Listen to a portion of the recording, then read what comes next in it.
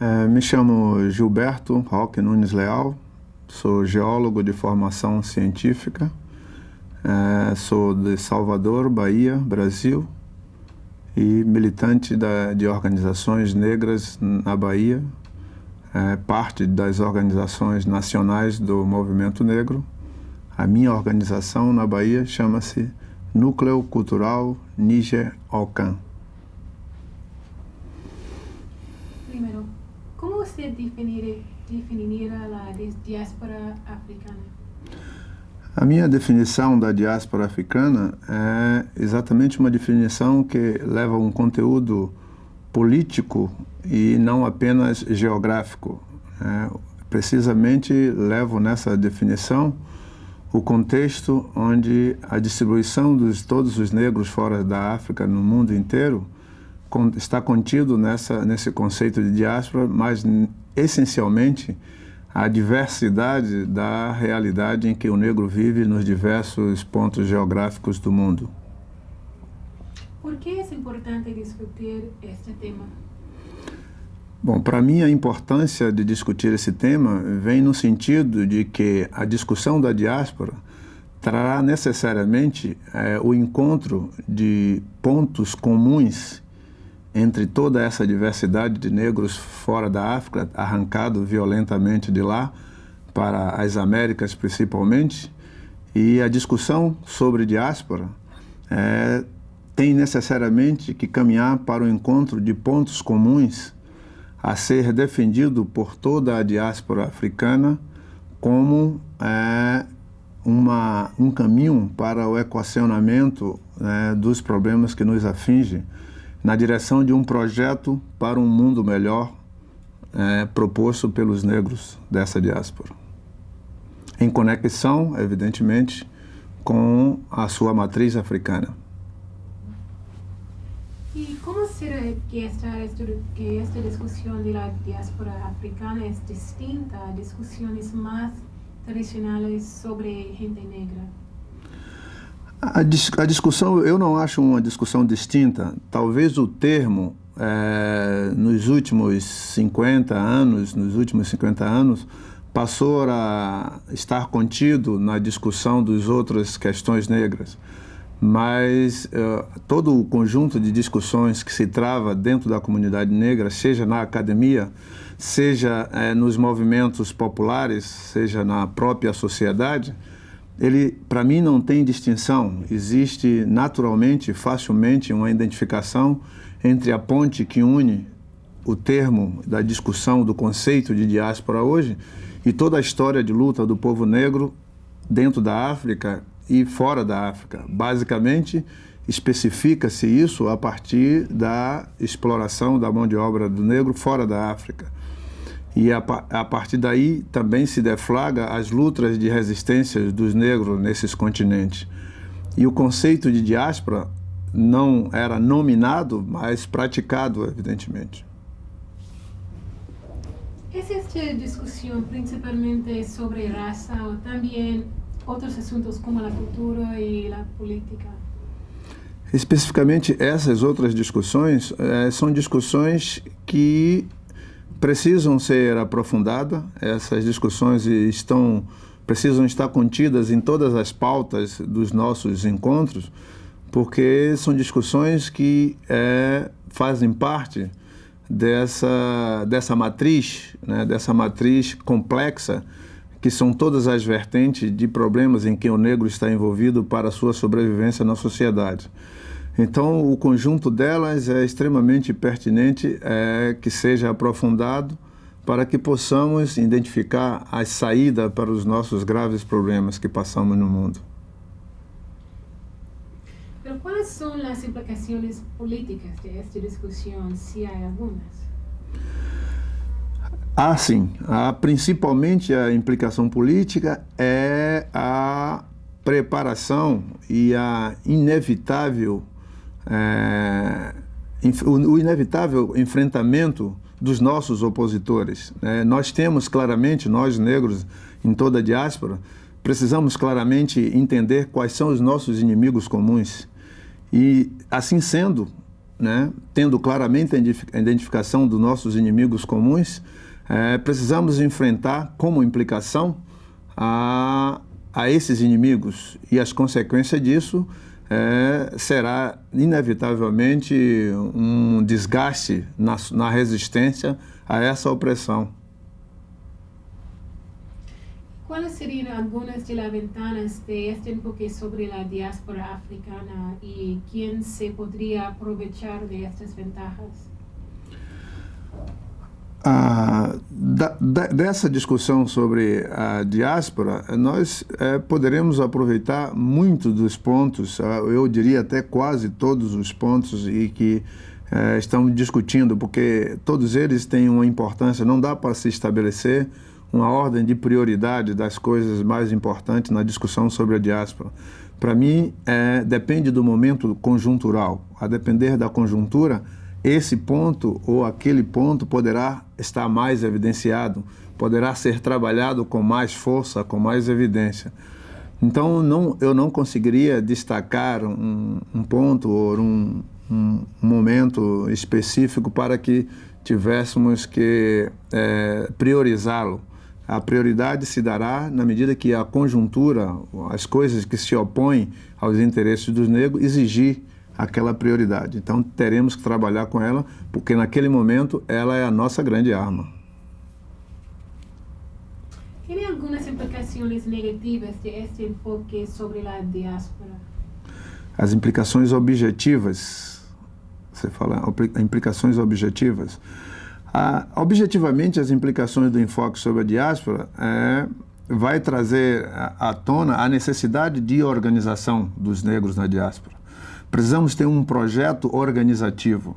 Evidentemente que ele servirá apenas de base para o projeto maior que, a meu ver, é o projeto político. O negro precisa encontrar projetos políticos específicos para cada região onde habita, onde vive o negro, e que contemple todas as variáveis e todas as vertentes negras, desde que essas vertentes apontem para um alvo em comum, apontem para um objetivo em comum, né? Então, essas variáveis, né, necessariamente comporão um projeto que é maior, que é o projeto político.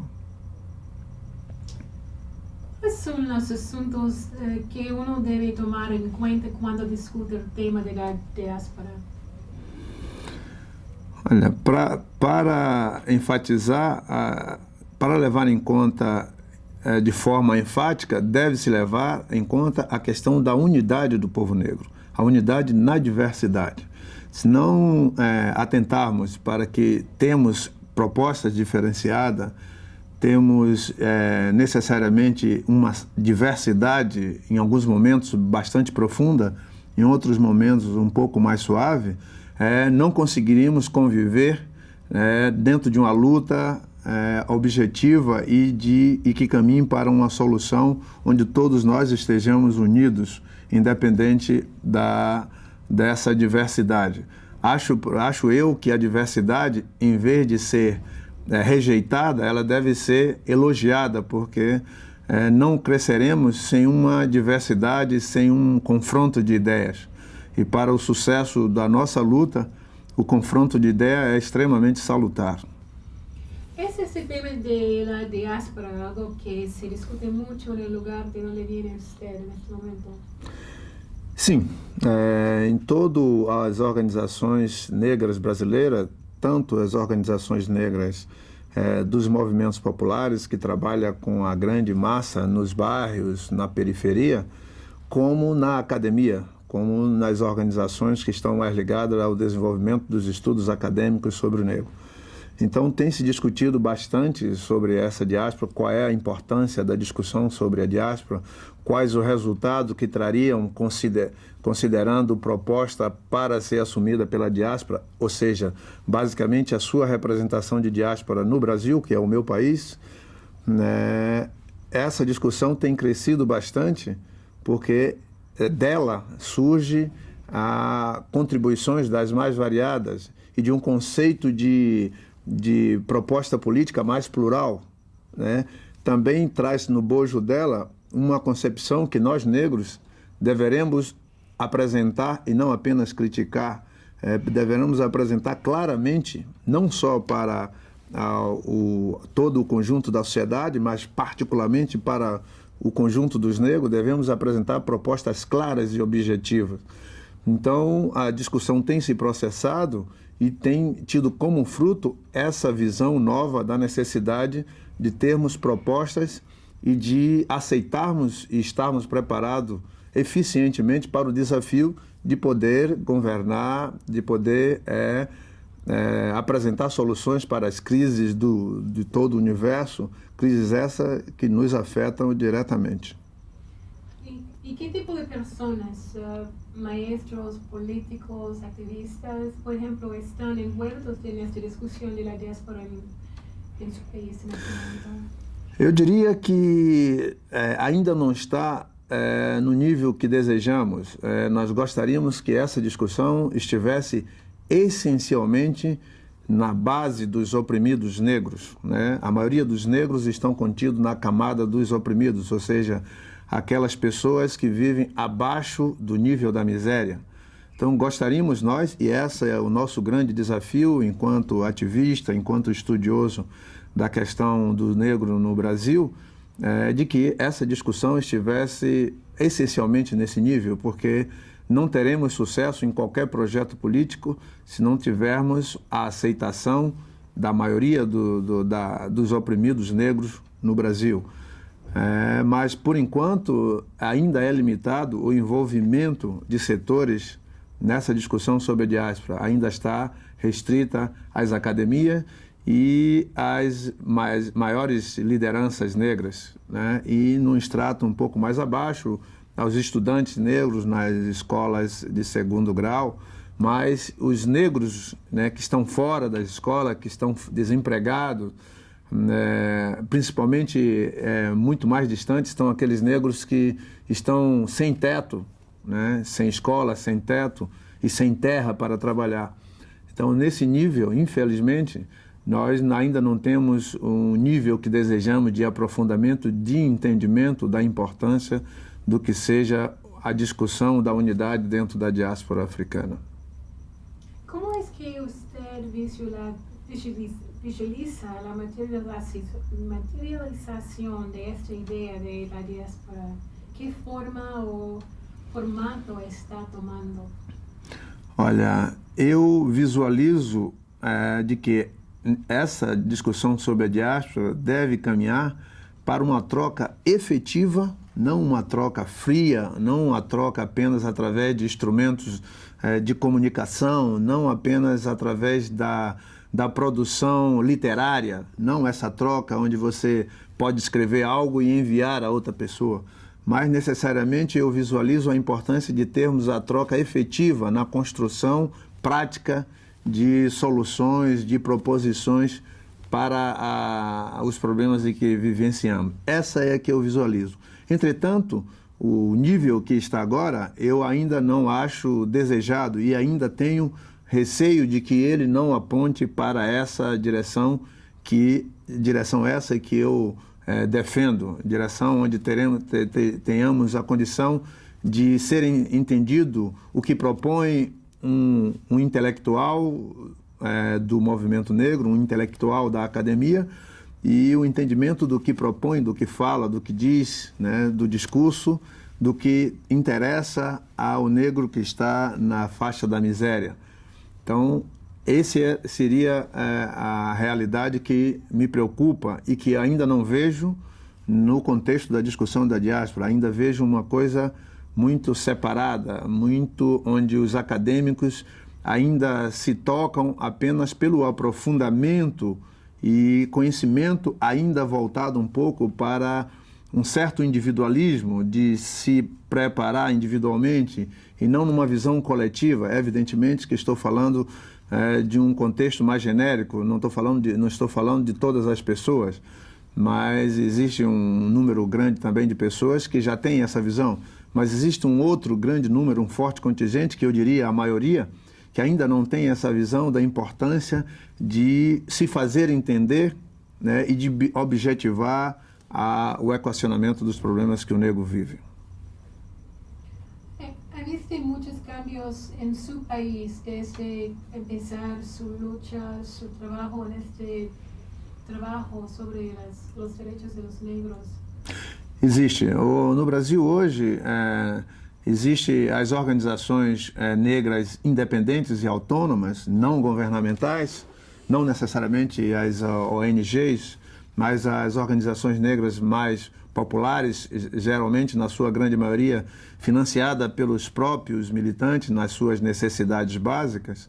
E essas organizações são quem tem discutido os direitos humanos como um todo e tem feito aliança para que não se diga que nós, no Brasil, temos um movimento negro excludente que não tem a capacidade e a competência de formar aliança com outros setores, inclusive setores não negros da sociedade. A nossa direção é sempre no sentido de fazer aliança, mas só faremos aliança quando encontrarmos resposta, quando encontrarmos ressonância de honestidade política na direção da construção de uma sociedade plural e igualitária. Então, hoje existem uma série de instituições no Brasil nessa direção, algumas delas juntas em organizações nacionais, associadas a organizações nacionais. A minha instituição, particularmente, pertence hoje a uma organização chamada Coordenação Nacional de Entidades Negras, CONEM. Essa CONEM hoje reúne a maioria das instituições negras brasileiras e está presente em quase todos os estados brasileiros.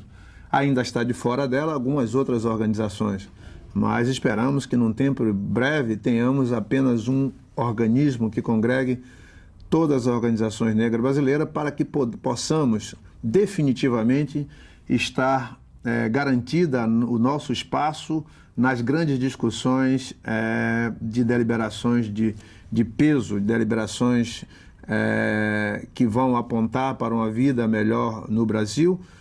Nós queremos apresentar nossa proposta e para apresentá-las teremos que garantir o nosso lugar nesse grande fórum de discussão nacional, onde todas as forças da sociedade brasileira sempre discutem essas questões que definem o rumo do Brasil. Evidentemente que quando eu falo com esse sentimento de brasilidade, devo dizer que falo com um sentimento de afro-brasilidade, não com um sentimento destituído das minhas raízes africanas e do legado que preciso absorver e que preciso ter na concepção das propostas da nossa comunidade para o equacionamento das questões brasileiras, sejam elas questões sociais, sejam elas questões políticas ou econômicas. E como é neste momento a vida por os niños em seu país? Y es un resultado de su trabajo, lucha por los negros en su país, o qué cosas va a crecer para ayudar o para cambiar la vida de los niños de hoy en el futuro, desde cuando tú eres más joven? A realidade das crianças brasileiras é uma realidade muito dura. Nós temos um número muito grande de crianças fora da escola e temos um número maior de crianças abandonadas, sem casa, sem teto, comendo das coisas que podem conseguir na rua. Esse é um canal muito forte, é um caminho muito direto para a marginalidade, para viver no submundo da miséria, que é o mundo dos excluídos de tudo e como opção geralmente vai para o roubo, para o assalto, para o assassinato, situações que hoje permeiam bastante a vida das crianças brasileiras na sua grande maioria. E dentro desse universo, dentro desse contingente, a maioria deles, nos grandes centros urbanos, são crianças negras. E nós temos a clareza que não somos nós diretamente dos nossos recursos que vamos equacionar, mas teremos que propor para os governos dos diversos estados, no caso o governo brasileiro, somos nós que temos que propor o equacionamento disso. E, ao nosso ver, digo particularmente pela instituição a qual pertenço, de que o caminho principal para a solução da realidade dos negros e particularmente da criança negra no Brasil é a educação. E poderíamos dizer que, ao dizer que é a educação, não está contido as outras variáveis. Entendemos que a educação é a mola mestra, é o eixo básico do equacionamento dos problemas sociais brasileiros. E como a criança é a base da sociedade, né, é a base do futuro de uma sociedade, se o governo, né, tem a responsabilidade de educá-los. Mas dizemos, acrescentando a isso, que não basta apenas educá-lo com qualquer método, com qualquer prática de educação. Necessariamente teremos que ter uma prática de educação libertadora, né? Porque a educação, ao nosso ver, é uma, como diria numa expressão idiomática, uma faca de dois lados, né? Ela pode ser usada para a libertação, como pode ser usada para a escravidão. Ela pode ser usada para libertar os povos, para torná-los livres e autônomos no seu pensamento, nas suas ações, com todas as suas necessidades satisfeitas, mas pode colocá-la numa situação de eterno escravizado, dependente, subjugado aos poderes vigentes no país. Então, não apenas não reivindicamos que existam salas de aula, não que apenas exista uma escola para todos e que todas as crianças sejam conduzidas à escola. Preciso que tenha conteúdo libertário no processo de educação.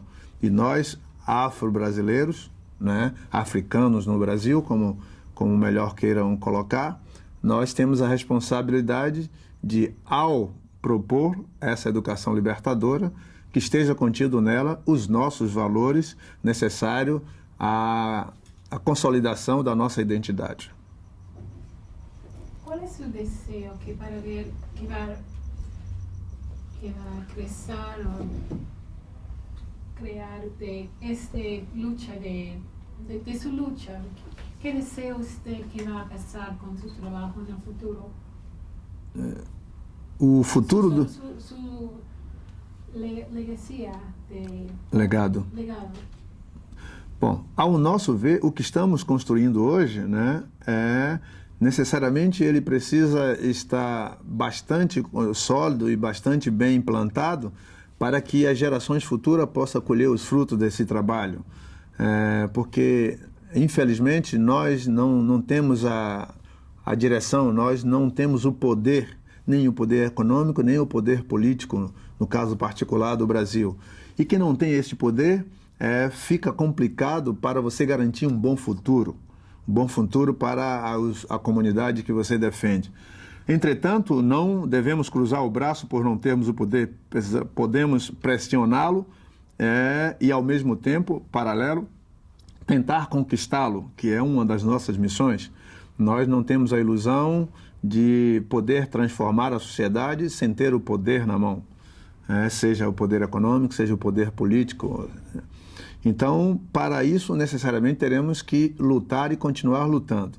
Vejo que, como consequência, se continuarmos numa direção de uma luta plural, de uma luta que contemple todas as propostas, desde que ela não seja uma proposta que venha nos trair mais adiante, que venha derrubar o que construímos mais adiante, essa proposta deve ser acatada, deve ser aceita num conjunto de proposições que conduz a esse projeto de uma sociedade melhor no futuro. E hoje nós temos bastante dificuldade nas organizações negras brasileiras de consolidar esse projeto, porque não é um projeto que começa com a nossa organização do mundo moderno. Essa é um projeto que começa com as experiências das organizações negras do passado, com a experiência, inclusive, do legado que os próprios africanos, dentro da própria África, construiu e que transferiu toda essa experiência quando foram arrancados brutalmente da África para as Américas. Então, nós temos esse compromisso de resgatar esse legado histórico e aperfeiçoá-lo dentro das variáveis e da modernidade que o mundo apresenta para nós enfrentar e garantir que essa base esteja cada vez mais sólida para um processo de sociedade nova no futuro. o ideal é que estivéssemos essa sociedade já hoje. Não somos daqueles que ficamos na proposição de que tudo pode ser deixado para amanhã. Tentamos sempre fazer no mais curto espaço de tempo possível, mas entendemos que as forças que se opõem à nossa proposta têm armas poderosíssimas e que nós precisamos construir nosso poder, que não é o poder da força física, mas o poder da mente, o poder da proposição, o poder da superação dos problemas sociais, para que possamos garantir a sociedade futura. Acho que se continuarmos numa direção, positiva, conseguiremos. Por que é importante esta conferência aqui na universidade? Acho que a conferência é de uma importância ímpar. Primeiro, pela sua pluralidade, reunindo pessoas, negros na sua maioria, mas também algumas pessoas não negras interessadas no processo. Espero que elas estejam contidas nesse processo na direção de que é verdadeira o que interessa ao negro, o que deseja o negro como uma nova sociedade, e se elas estão, independente de serem ou não negras, devem ser bem-vindas. Então, acho que essa pluralidade, que representa uma pluralidade que não é nova, nós experimentamos essa pluralidade na luta dos quilombos, na luta dos maruns, na luta dos cimarrones. Então, toda essa pluralidade é uma pluralidade já experimentada no passado e que apenas estamos repetindo, em que pese muitas pessoas acharem que nós não temos essa proposta de pluralidade, que nossa proposta é uma proposta excludente. Em alguns momentos, entendo que existem radicalizações e elas são necessárias até para o enfrentamento da violência que se opõe a nós em determinados momentos. Mas numa proposta mais global, numa proposta permanente de modelo de sociedade, evidentemente que a nossa proposta é uma proposta plural. E vejo nesse seminário, nesse encontro que aqui se realiza em Austin, um exemplo, e uma possibilidade da gente assentar mais uma pedra, mais um alicerce na construção desse mundo que desejamos. Então, acho positivo, acho brilhante a ideia ter partido, não só da nossa irmã Sheila Walker, mas de toda a equipe que trabalha com ela. Acho interessante, das pessoas que colaboraram com seus trabalhos, vindo aqui apresentá-los. Espero e sonho que saiamos daqui com algo de conclusão sobre o próximo passo a ser dado. Existe um certo preconceito com a academia, mas esse preconceito é responsabilidade de uma história que a academia tem de distanciamento da realidade do negro, a academia como um todo, as universidades e tal, toda a produção cultural, mas se nós estamos em parte dentro dela, cabe a nós, e não esperar para que outros façam, cabe a nós transformar essa realidade numa realidade de que possamos ter a academia ao lado da luta pela libertação do povo negro. Quanto de importante é a ideia de autodefinir-se ou autoafirmar-se? A importância de autodefinir-se e autoafirmar-se vem, eu diria que dentro de uma filosofia que professou, inclusive, o próprio Marcus Garvey, de que uma árvore sem raiz, um povo que não conhece sua história, é como uma árvore sem raiz. E uma árvore sem raiz não resiste ao menor sopro dos ventos. Então, a necessidade de se afirmar, cada vez mais de se autoafirmar, é a necessidade que tem a árvore de aprofundar suas raízes, consequentemente se consolidar e se manter, dando frutos pelo maior espaço de tempo possível. Então, eu vejo a importância da afirmação por aí. E se pudermos aprofundar desde os nossos primeiros anos de vida, que nem sempre é possível para todos, isso terá na fase adulta, evidentemente, uma consolidação e uma consistência no enfrentamento dos opressores bem maior. ¿Cómo es que el enfoque en el tema de la diáspora africana está ligado a las ideas de autodefinirse y autoafirmarse? Porque é isso que eu acabei de dizer na pergunta anterior.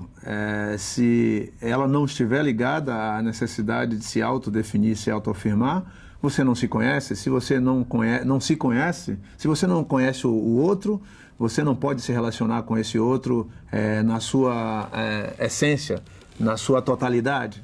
E se você não se conhece, a gravidade é maior, porque você não só não pode se relacionar com o outro, não pode também se relacionar consigo mesmo, onde a crise se estabelece com maior profundidade. Eu, por exemplo, que sou um membro de uma casa de candomblé, eu sou assentado e iniciado no candomblé, sou ogã de uma nação Jeje em Salvador, não poderia deixar de me conhecer por dentro, a minha essência espiritual, o que ela pode me trazer de alicerce para a minha vida, para os meus relacionamentos, para o meu enfrentamento das questões mais brandas às questões mais difíceis. Se eu não me passo a voltar para me conhecer nessa essência, acho que estou aí com um alicerce um pouco consolidado. Eu preciso ter muita consolidação.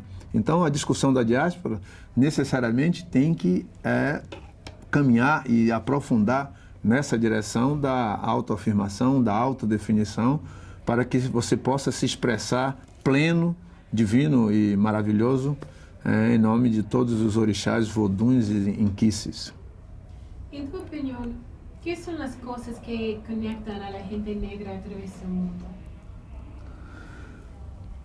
Eu diria que a coisa maior que conecta a gente negra através do mundo é a sua matriz africana.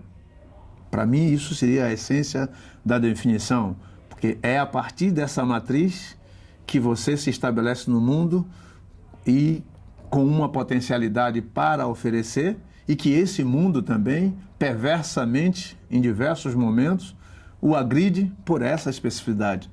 Então, se é por isso que você está com essa potencialidade para criar, para oferecer, para contribuir com todos os processos, não apenas os processos africanos, não apenas os processos da nossa específica produção cultural, mas com o processo de todas as outras culturas. Nós negros estamos presentes em todas as outras culturas, na pluralidade religiosa, em diversos segmentos religiosos, em diversos setores de arte, inclusive penetrando, contribuindo e até sendo elemento de destaque em outras culturas. Então, se nós temos isso por sermos de uma fonte africana, por termos bebido e por termos nos alimentado dessa matriz, é ela que é o elemento de conexão entre os negros no mundo. Por outro lado, como já disse, é nessa mesma matriz que absorvemos esses elementos que são vistos pelos nossos opressores como elementos negativos e que o coloca à vontade numa situação dita por eles de privilégio para nos considerarmos inferiores. Infelizmente, e isso denota exatamente, talvez, a própria inferioridade das concepções deles. Por que é importante, sobretudo para a gente negra, concentrar-se em essa ideia das conexões? É importante porque com essas conexões e através dessas conexões que virão necessariamente as contribuições para um grande programa para o povo negro no mundo inteiro, inclusive o continente africano. Nós precisamos, com as conexões, estarmos preparados para enfrentar uma série de problemas que vive hoje toda a diáspora e toda a África. São problemas das mais diversas naturezas, problemas, alguns deles com posições extremamente antagônicas, posições extremamente divergentes. Então, as conexões servirão para entendermos melhor a essência e a profundidade de como esse problema se apresenta, para que possamos contribuir com soluções e equacionamento. Vejo o problema da Nigéria hoje um problema extremamente político complicado. Por outro lado, nós entendemos também que precisamos, dentro da diáspora, entender como se move e como se apresenta né? E quais são as proposições dos negros, seja nos Estados Unidos, seja na Colômbia, seja no Brasil, seja no Suriname.